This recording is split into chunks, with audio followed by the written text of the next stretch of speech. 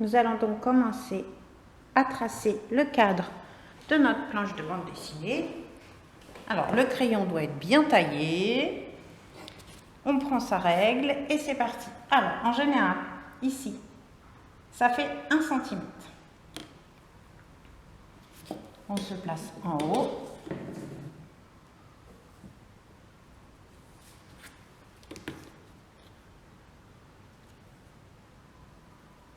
Ce côté-là. En haut, ici, 1 cm. Et 1 cm en bas.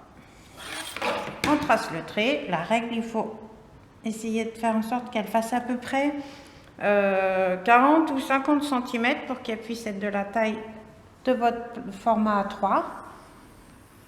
Votre feuille, c'est le format habituel d'une planche de bande dessinée quand on travaille en grand. Alors, on peut travailler sur un 4 qui est 21-29,7 cm, mais le détail du dessin est trop petit. À la base, le dessin qui se trouve en dessous de ma feuille, je l'ai fait sur un petit format pour que ce soit plus facile à imprimer, à reproduire pour vous montrer l'exercice. Et c'est souvent le brouillon que l'on fait. Donc ensuite, on peut, quand on a le matériel, un ordinateur, une imprimante, on peut agrandir le format, mais on peut aussi directement travailler sur un format A3. Les feuilles de canson, vous les trouvez en supermarché. Il y en a toujours du format A3 et c'est aussi ce que vous utilisez au collège avec votre prof d'art plastique.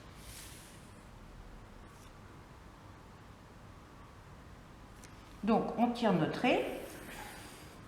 Voilà. Pareil pour en haut. Donc, ça sera 1 cm en haut, ici et ici. On tire son trait. Alors, on peut dépasser un petit peu, on regommera après. La gomme, c'est important à utiliser. Pour le bas, alors, je vous l'ai toujours réexpliqué. Je le réexplique pour mes nouveaux élèves, mes anciens élèves, vous avez l'habitude, mais j'ai aussi des nouveaux élèves qui n'ont pas trop l'habitude, on n'a pas eu trop le temps de faire beaucoup de planches depuis septembre.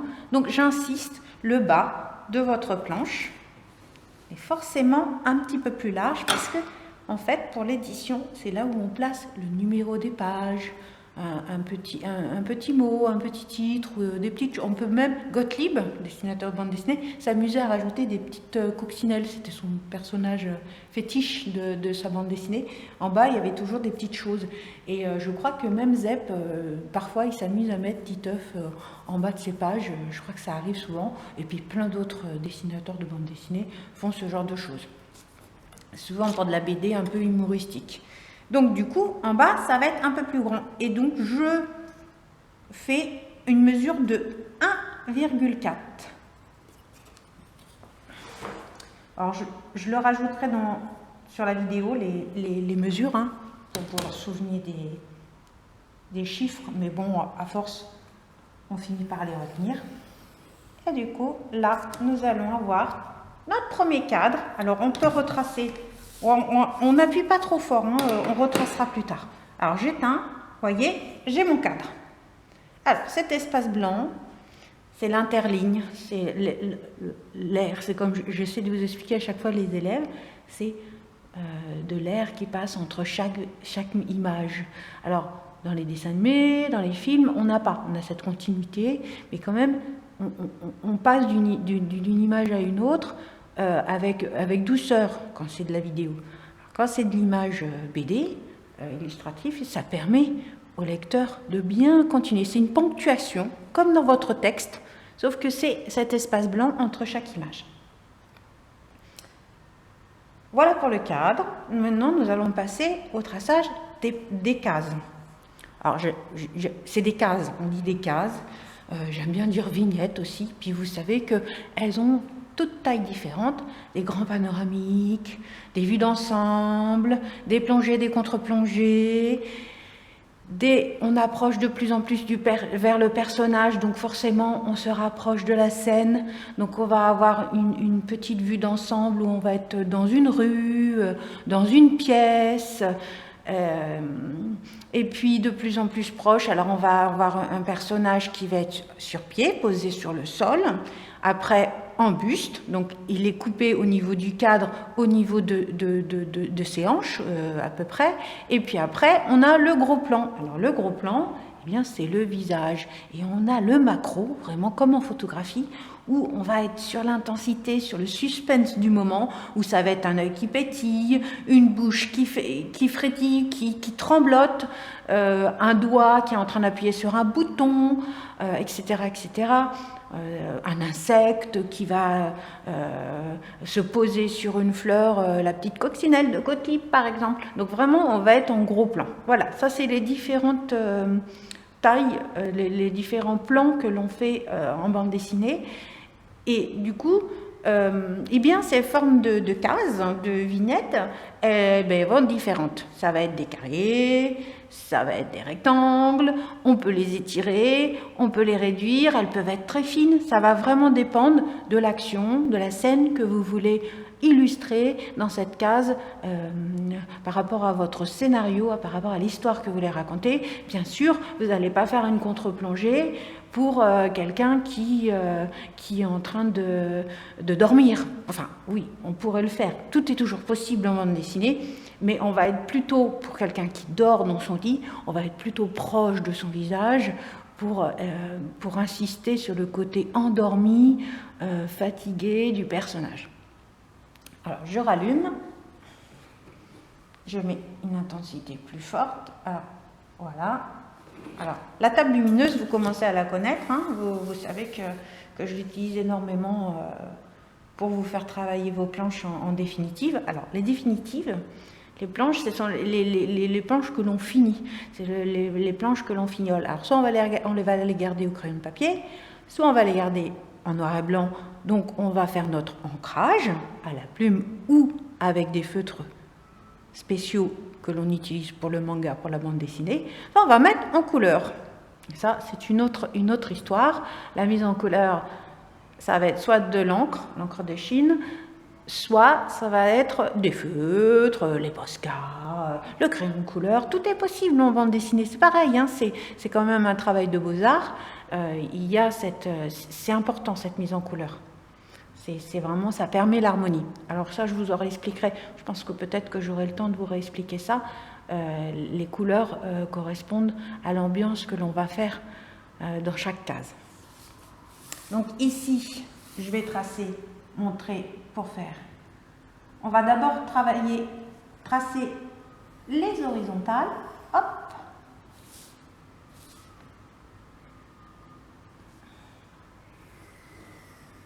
Hop. Bon, je ne vais pas faire hop à chaque fois, hein. Comme ça me fait rigoler. Hein. Hop, hop, hop.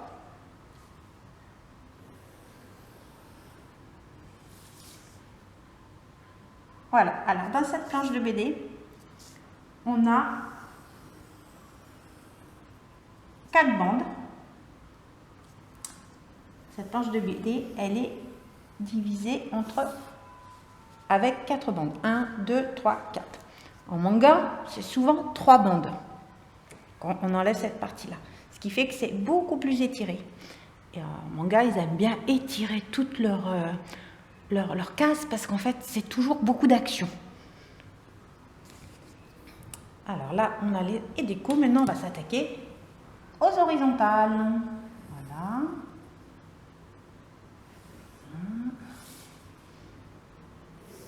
Alors, l'espace, l'interligne entre chaque case va se situer entre 0,4 mm ou 0,5 mm. C'est-à-dire que c'est un demi-centimètre. Ça, c'est quelque chose que vous avez du mal à faire. C'est un peu de la géométrie. Hein. Oui, c'est précis. Hein. En même temps, je pense que vous appréciez de lire une bande dessinée qui est bien précise, bien nette, bien traitée, que quelque chose qui est très grébouillis et qui est lisible, à laquelle on ne comprend rien du tout, hein, forcément. Voilà, donc normalement, on éteint, j'ai ma planche de bande dessinée, on va gommer les petits espaces pour faire circuler le blanc entre nos vignettes. Hop. C'est pour ça que c'est important de ne pas trop appuyer avec son crayon à papier et qu'il soit bien taillé parce que du coup, c'est plus facile à gommer. Hein?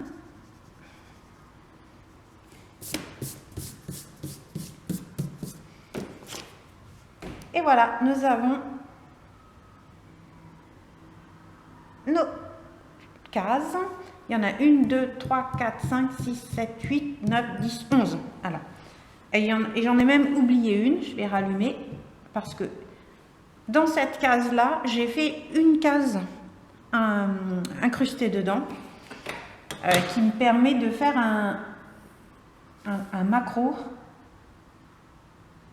un gros plan sur le téléphone qui sonne par rapport à notre scénario. Vous vous souvenez, les enfants?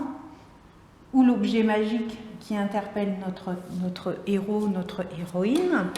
Voilà, du coup, on fait, je rajoute là. Alors, vous n'êtes pas obligé de le faire, mais ça, c'est pour ceux qui n'arrivaient pas à faire le découpage du texte.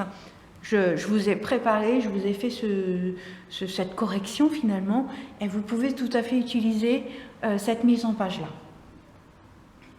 Vous n'êtes pas privé de... Je ne vous interdis pas de l'utiliser, c'est justement... Mais vous pouvez faire le vôtre, vous pouvez faire cette proposition.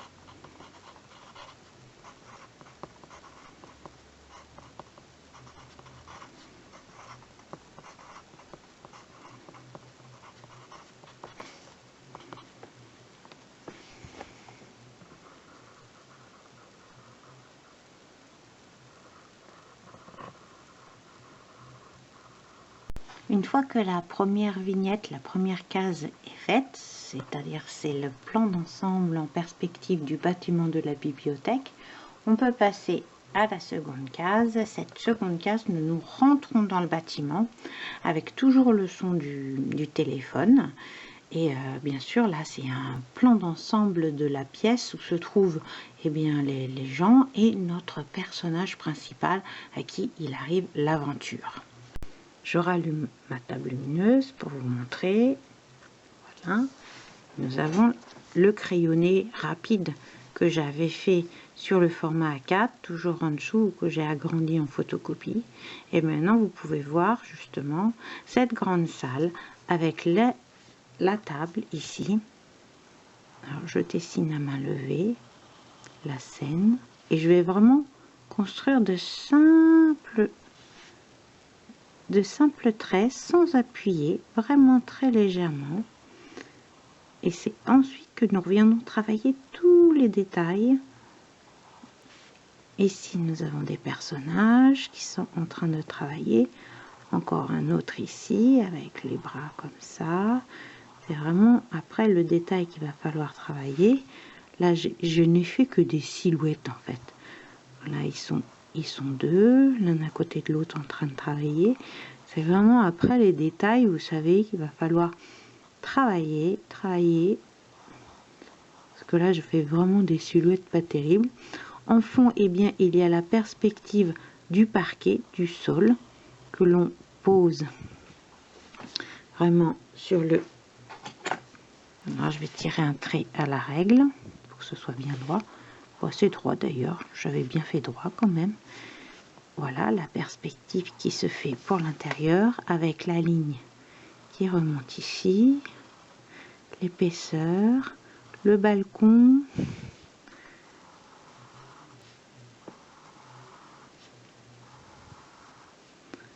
Donc vraiment, à ce niveau-là, c'est vous qui devez retravailler tout ça. Vous avez le droit d'utiliser une règle, parce que c'est vrai que ce sont des détails d'architecture, et les détails d'architecture, c'est assez droit au niveau de la construction. Moi, j'aime pas trop ça, utiliser la règle. J'aime bien faire un peu tout à main levée. Ça donne un peu un genre de trait un peu mou, hein. J'ai un peu un style de dessin ramollo, j'aime bien dire ça. C'est pas toujours le cas pour vous, mes élèves, hein, bien sûr. Chacun a son style de dessin. Alors ça, c'est la bibliothèque qu'on fait toujours avec les rangées. Alors bien sûr, il va y avoir beaucoup de détails de livres à faire. Beaucoup. Là, je les fais pas parce que nous n'avons pas le temps pour la vidéo.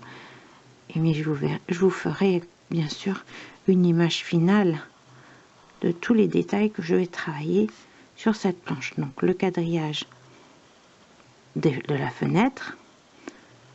Alors la fenêtre, il n'y a pas un seul trait. Il faut penser à l'effet de perspective, d'épaisseur. Il y a toujours plusieurs traits à travailler dans l'épaisseur d'une fenêtre. Vous voyez, c'est les baguettes qui rentrent et qui ressortent, le carreau qui est incrusté dans le bois. Et bien tout ça, il faut le retravailler au fur et à mesure de votre image. Alors je vais éteindre un petit peu pour vous montrer. Voilà, il n'y a pas grand chose de fait.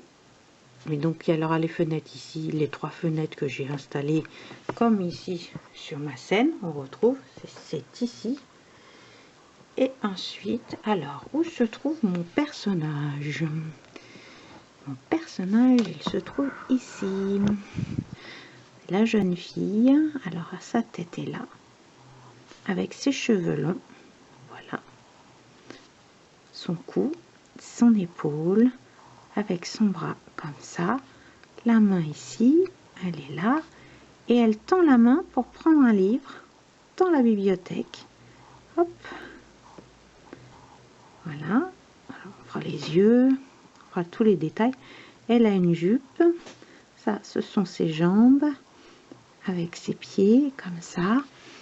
Là je vais faire une autre tête de personnage qui est là, et le bruit d'e-billing de mon téléphone. Je l'ai mis en haut, on aurait pu le mettre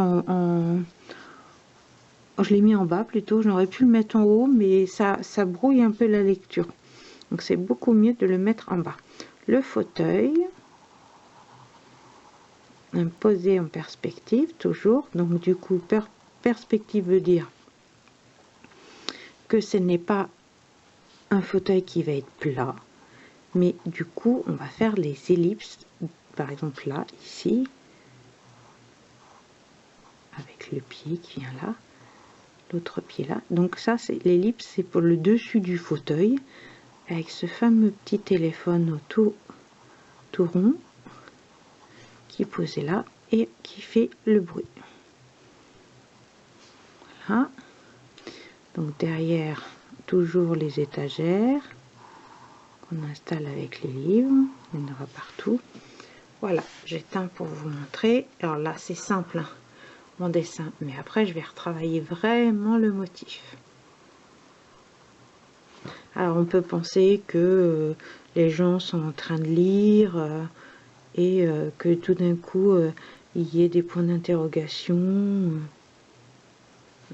l'étonnement sur chaque visage, etc. à travailler ensuite dans l'image. Bon, on est assez éloigné, donc on va vraiment, c'est un instant entre le moment où le téléphone sonne, où les gens prennent conscience qu'ils sont dérangés. Donc forcément, on va pas pouvoir faire autant de détails.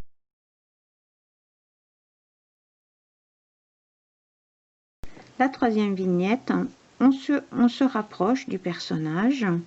Donc on n'hésite pas à construire les éléments et les détails de notre personnage.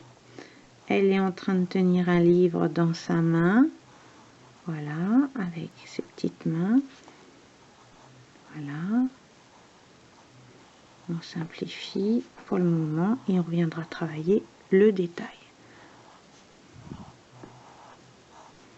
Sa jupe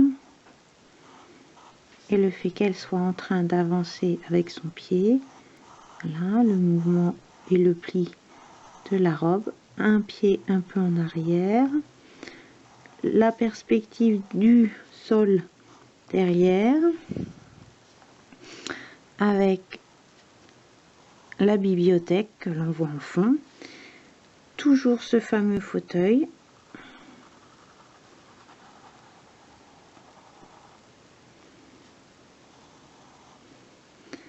Alors bien sûr là il faut travailler un peu l'épaisseur, le détail.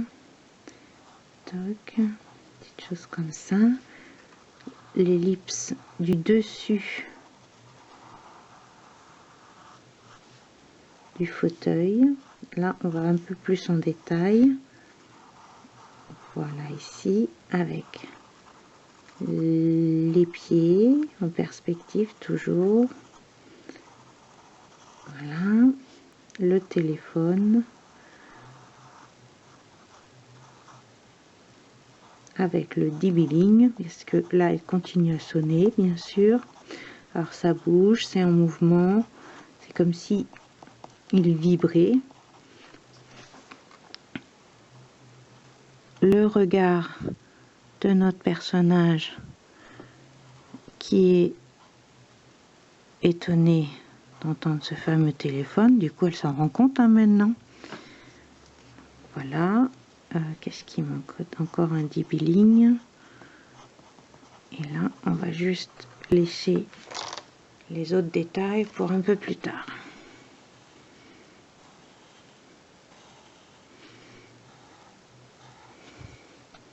J'éteins la lumière pour que vous puissiez voir. Voilà, c'est très simple le dessin. On viendra faire avec plus de profondeur et de détails ensuite.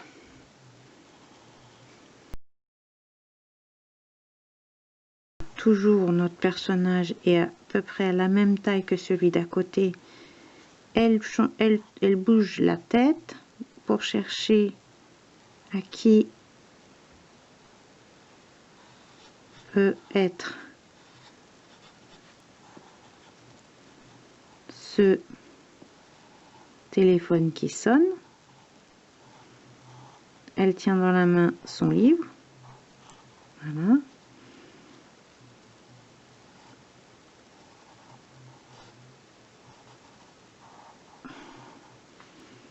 Avec la robe, les chaussures.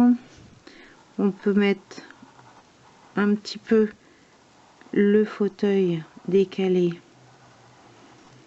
On n'est pas toujours obligé de rester à peu près dans la même